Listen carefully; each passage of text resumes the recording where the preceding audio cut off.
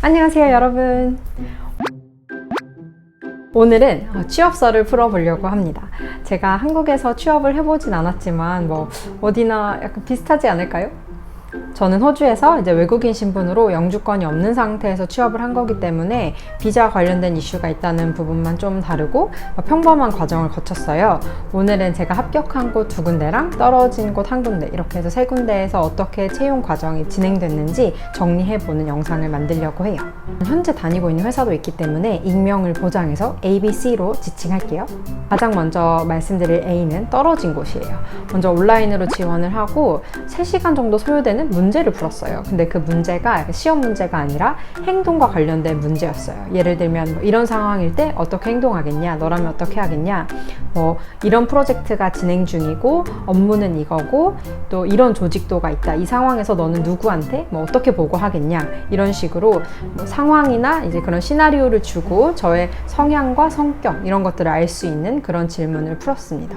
그 다음 단계는 그룹 토론이었는데 제가 이게 너무 긴장이 돼서 그 캠블리 전화 영어 하면서 한 달 동안 진짜 스피킹 연습을 매일매일 열심히 했어요. 역시 시나리오를 주고 4명이서 이 상황에서 어떻게 대처할 것인지 토론하는 그런 면접이었고요. 면접관들이 이제 보면서 매 눈으로 지켜보고 있는 정말 그런 긴장되는 상황 속에서. 그리고 마지막 단계가 2대1 면접이었는데 이제 면접관 2분과 저 이렇게 앉아있고 한 4-5개 질문을 번갈아 가면서 하신 것 같아요. 한 15분 정도 소요했습니다. 그리고 모든 채용 과정이 끝난 후에 이제 면접자들을 모아놓고 이제 그 진행자분께서 그 채용 과정과 관련한 질문을 받는 시간을 주셨는데 제가 그때 정말 혹시나 하는 마음에서 비자에 대해서 질문을 했어요. 제가 그때 대학원 마지막 학기였고 학생 비자를 가지고 있었어요. 그러니까 졸업하면 이제 2년짜리 졸업생 비자를 주는데 그 당시에는 제가 졸업생 비자를 갖지 않은 상태였고, 왜냐면 학생 비자가 이미 아직 안 끝났기 때문에. 근데 그분께서 채용 과정을 하는 동안 2년짜리 비자를 무조건 소지하고 있어야 한다는 거예요, 규정상. 제가 아무리 학생 비자가 끝나고 졸업생 비자가 나온다고 해도 그 면접을 보고 이렇게 인터뷰를 하는 그 과정에 제가 비자가 2년짜리가 없으면 안 된다는 거예요, 아예. 그래서 그 자리에서 제 신청을 이렇게 철회하셨어요. 그럼 제가 좀 너무 허무했죠. 약간 어안이 벙벙하기도 하고 어쩔 수 없죠. 규정이 그런데. 그래서 유학생이 좀 신청하기 어려웠을 부분이라고 생각해요. 이게 1년에 한 번밖에 이제 채용을 안 하는데 유학생이 이제 2년짜리 비자가 있는 상황에서 이거를 신청하려면 졸업하고 6개월 뒤나 1년 뒤에 신청해야 된다는 거예요. 그러면은 유학생한테는 그게 좀 힘들죠. 나머지 2개는 이제 합격한 곳인데 이 회사는 좀 간단했어요. 먼저 제가 자기소개서랑 이제 이력서를 회사에 보내고 나서 며칠 뒤에 인사팀 채용 담당자한테 연락이 왔어요. 제가 기억나는 게 그 전화를 이제 수업 도중에 받았거든요. 그래서 되게 조용히 나가가지고 복도에서 이렇게 받았는데, 먼저 그 이력서를 바탕으로 경력과 관련된 질문을 몇 가지 하시고, 또 제가 직무와 직접적인 연관성은 없었지만 호주 워킹홀리데이를 할 때 이 산업에 같은 산업의 다른 분야에서 일했던 경험이 있어서 또 그거와 연관 지은 질문을 몇 가지 하셨어요. 그리고 나서 이제 2차 면접 연락을 이메일로 받았어요. 이때는 2대1 면접이었고 한 명은 이제 파이낸스 팀 매니저, 한 명은 이제 시니어 회계사, 이렇게 2명이랑 면접을 받고 굉장히 테크니컬한 질문들을 좀 많이 물어보셨어요. 좀 놀랐던 게 계산해 보라는 질문을 하셨는데 한 번도 이제 그런 식의 질문을 받아본 적이 없어서 좀 어려운 내용은 아니었지만 좀 약간 당황했던 기억이 있습니다. 제가 이거를 맞게 하는지 틀리게 하는지를 알아본다기보다는 그 뒤에 있는 개념이나 지식을 이해하고 있는지를 확인하려고 질문을 하셨던 것 같아요. 그리고 또 이 회사에서 질문 받았던 것 중에 제일 이제 놀랐던 거는 너 자신을 브랜드에 비유했을 때 어떤 브랜드라고 생각하냐 하는 질문이었어요. 회계 직렬에서 전혀 이제 예상하지 못했던 질문이라서 좀 당황했고, 또 그래서 좀 여러분들한테도 알려드리고 싶었어요. 제가 했던 대답은 예전 비디오에 만들어 놓은 게 있어서 영상 링크를 걸어둘게요.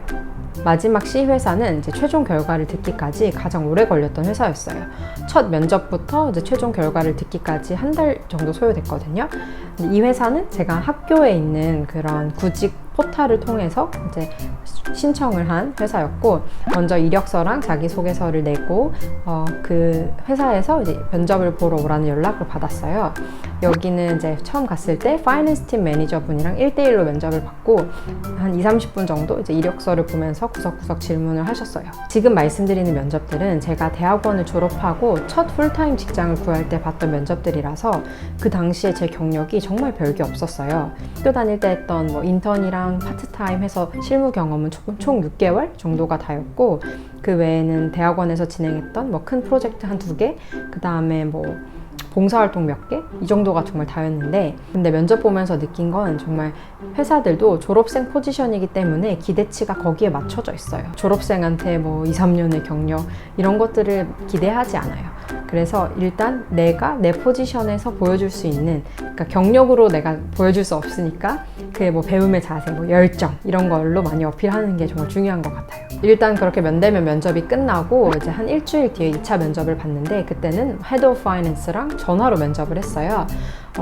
이때도 좀 테크니컬한 질문들을 많이 물어보셨고, 또 업무와 직접적으로 연관이 돼 있지 않은 좀 부수적인 질문들도 몇 개 하셨어요. 예를 들면 뭐 이 회사는 본사가 유럽에 있기 때문에 이제 본사랑 미팅이나 프레젠테이션을 할 때 뭐 가끔 뭐 늦게 끝날 수도 있다, 뭐 괜찮겠냐, 뭐 이런 질문들도 하셨어요.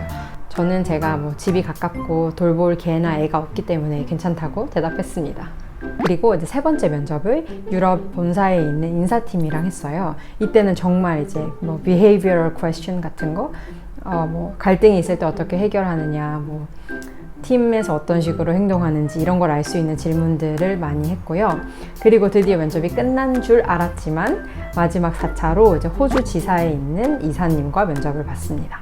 저는 주니어 포지션인데 이사라는 타이틀을 가진 사람이 면접을 본다는 게 좀 신기해서, 왜냐면 이제 지금까지 면접 볼 때 조직도상 그렇게 높은 사람이 와서 면접을 본 적이 한 번도 없었거든요. 그래서 제가 면접 끝나고 물어봤어요. 왜 주니어 포지션을 직접 면접을 보시냐 그랬더니, 이제 그분이 자기가 이 회사에서 추구하는 팀의 가치가 무엇이고 또 그게 너무 중요하기 때문에 그거랑 맞고 또 잘 섞일 수 있는 사람을 뽑는 게 중요한 일이다, 이렇게 얘기를 하시더라고요. 이렇게 오늘은 제가 경험했던 호주의 채용 과정에 대해서 이제 그냥 저의 아주 개인적인 예시를 통해서 얘기를 해봤는데요. 제가 여기서는 이제 외국인이 취업이 너무 힘들다 이런 말 정말 많이 들었고, 또 대학원 졸업하고 나서 각자의 나라로 돌아간 지 유학생 친구들이 정말 많아요. 거의 90% 이상 돌아갔거든요.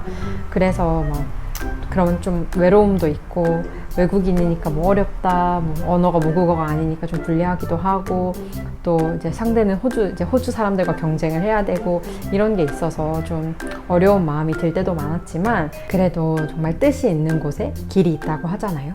정말 두드리다 보면 열리는 문들이 있더라고요. 그래서 어디에 계시든 하루하루 기회를 향해서 두드리며 나아가는 우리를 소망합니다. 오늘도 정말 영상 봐주셔서 감사드리고 다음 영상에서 만나요. 안녕.